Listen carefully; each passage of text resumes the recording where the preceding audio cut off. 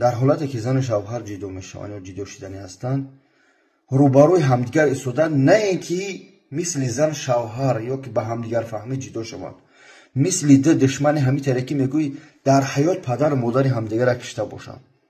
فکر نمیکنن که همه یا 10 سال 5 سال 3 سال یک جای زندگی کرده بودن، با مهر و محبت در یک تگ جوگا، در یک زندگی، در یک لب دسترخوان با مهر و محبت و با دوستداری میگفتن به همدیگر ما همدیگر را دوست میداریم. امروز که با سببای گوناگون جدا شدنیان، چی دشمنی چی کارایی میکنن که به همدیگر درد سخت برسونن.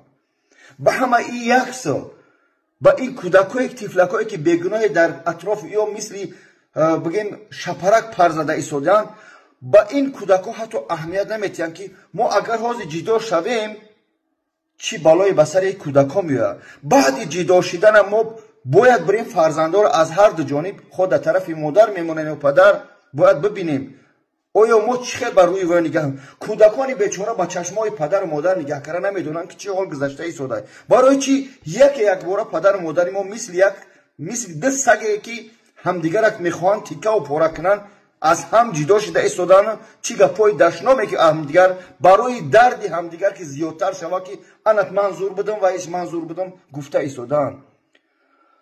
به خاطر خدا خواهرای عزیز، برادرای عزیز، خداوند جداگی هیچ کس تا نبینیم، اما وقتی که جدا میشه یک نمود جدا شه که خودتان حیات خودتان که سوزانده اید حیات فرزندا را نسوزانید. چگونه؟ هر یک که شما میگی نسبت شوهر یا که شوهر نسبت این زن، این کودکا با خودشون میجبن میگیرن، در حیات یا ضربه سخت میشوه. یکمش که احتیاط باشه وقتی نکاح کردن، وقتی ویبر کردنی چی میگن انتخاب کردن شوهر یا زن، پروردگار جداگی یگان مسلمان و تاجیک نبینید. به خاطر خدا زندگیاتون به دندونا و به دستا بکنید. بسیار زنهای یکم میبینم که به خاطر شوهری من زن دیم گرفته یا گولیت کرده یا عرق میخوره از شوهر جدا شده، اما فکر نمیکنه که من یاش هستم پگه من شوهر جوگای خواه میخوره، اما از خدا میترسم زینا نمینم باید برم در یگان که زن دیم یا سیم بشم.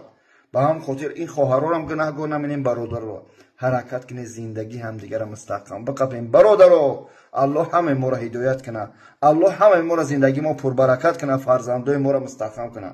زن یک میگیری، دو میگیری، سه میگیری، یکم جوان مردم مرد چی؟ زن همه وقت چی میگن یک ضعیف است، اما خواهرها ای ضعیفی خطا نگاه نکرده از دوستداری شوهراتون استفاده نبرده شوهراتون رو دوید نکنه. پروردگار زندگی همه ما رو مستحکم کنه، الله همه ما رو هدایت کنه. السلام علیکم و رحمت الله تعالی و برکاته.